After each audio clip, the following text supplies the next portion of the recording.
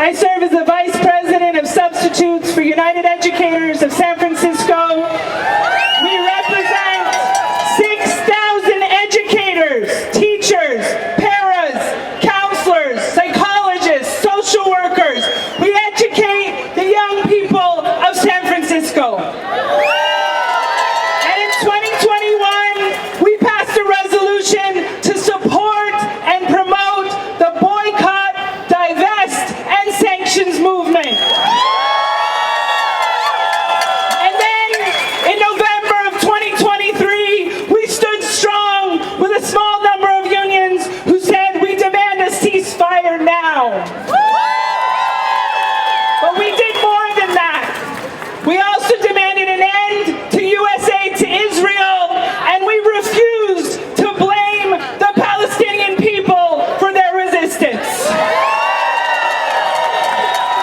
It is critically important as educators who know that our buildings here don't even have sufficient heat, sufficient structures.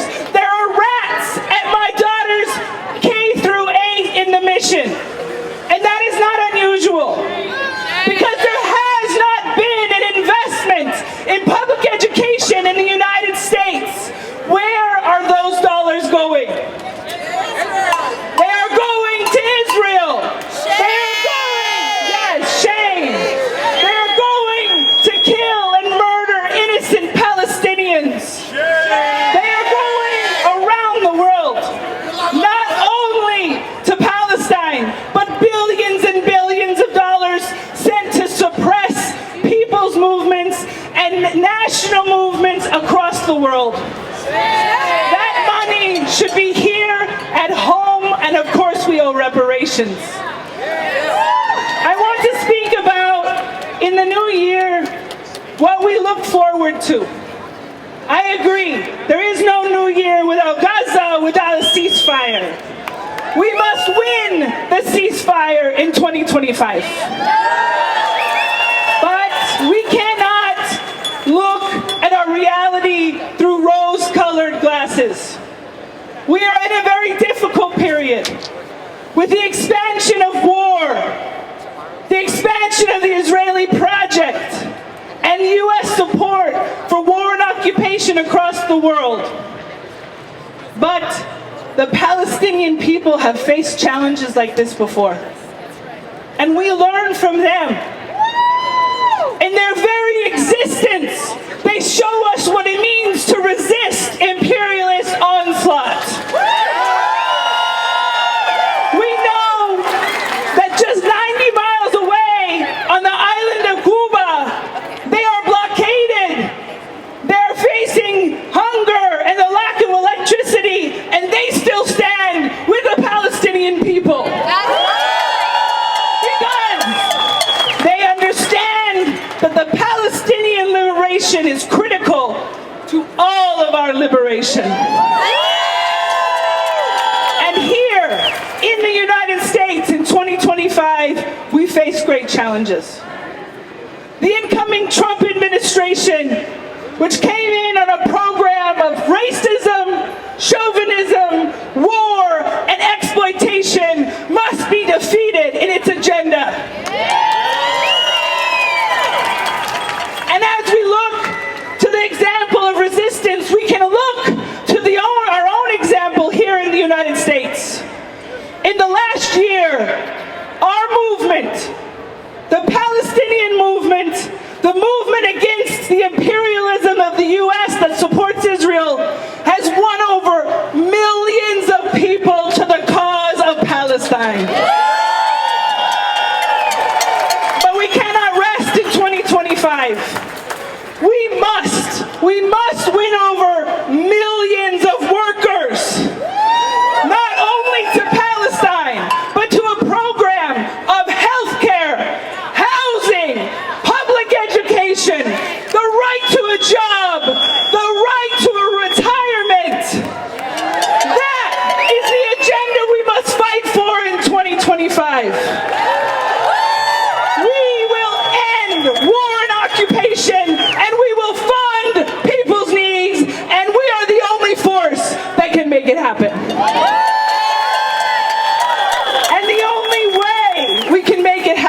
happens if we stay united and we stay organized.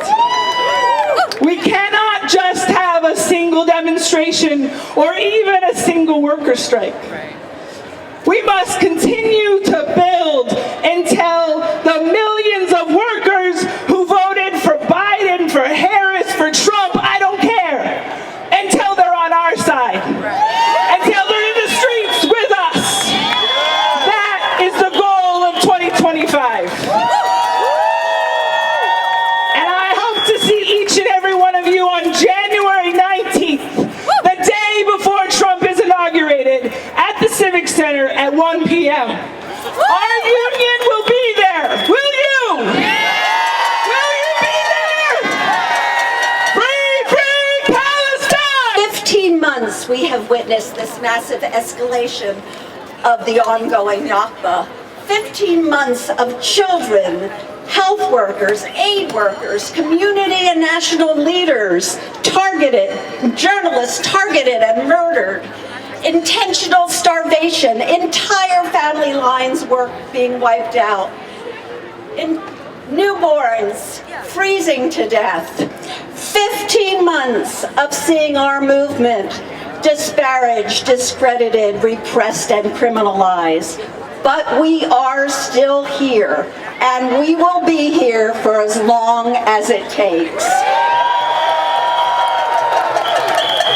We will be here because we've also seen men rescuing babies from under the rubble, women cultivating vegetables in the dirt outside their tents, grandfathers and teenagers caring for orphan children, artists and performers lifting spirits, children themselves in Gaza dancing, playing, and singing, and the resistance is still fighting back.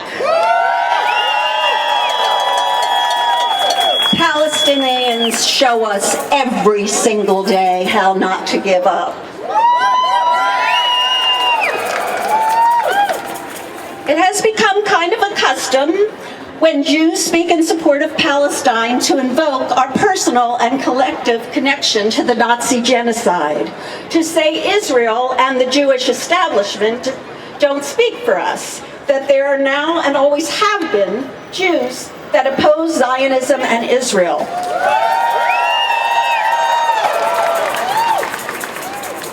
That is all true and important in countering the terrible idea that opposing Zionism endangers Jews.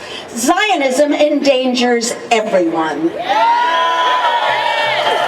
As the genocide in Gaza continues, Israel endangers people in Lebanon, Syria, Yemen, and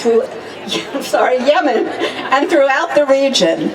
Recently, Israel provided weapons and training for the ethnic cleansing of Armenians in, Nagorno-Karabakh. It's important, but I didn't get the pronunciation quite right. In fact, as you probably know, Israel's #1 export is technology for weapons and surveillance. And that is going to the most repressive regimes on the planet. Our history of persecution and genocide, as well as the way Jews have been granted privilege, informs our solidarity with Palestine. But we speak as Jews because it's strategic, not because our voices are special. We speak as Jews because our history, our survival, even our ill-informed feelings are weaponized in the service of Zionism and U.S. imperialism. And we speak out primarily as people who oppose racism and support justice and collective liberation. We stand with Palestine against colonization, apartheid, and genocide. We stand with all indigenous people around the world fighting for their lives, their cultures, their languages, and their lands. We stand with Black and African people fighting against local and global racism. With workers fighting exploitation, which is basically all working people, with immigrants fighting deportation, and with refugees seeking safety and demanding return to their homes. We stand with women, trans, and queer people, and we stand with the right to resist.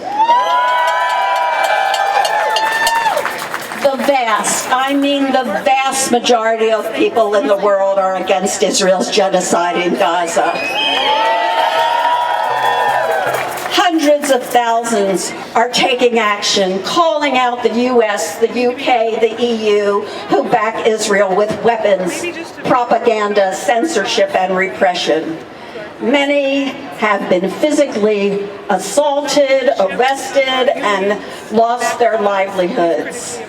But those of us fighting for justice and liberation, we are the majority, and we will not be defeated.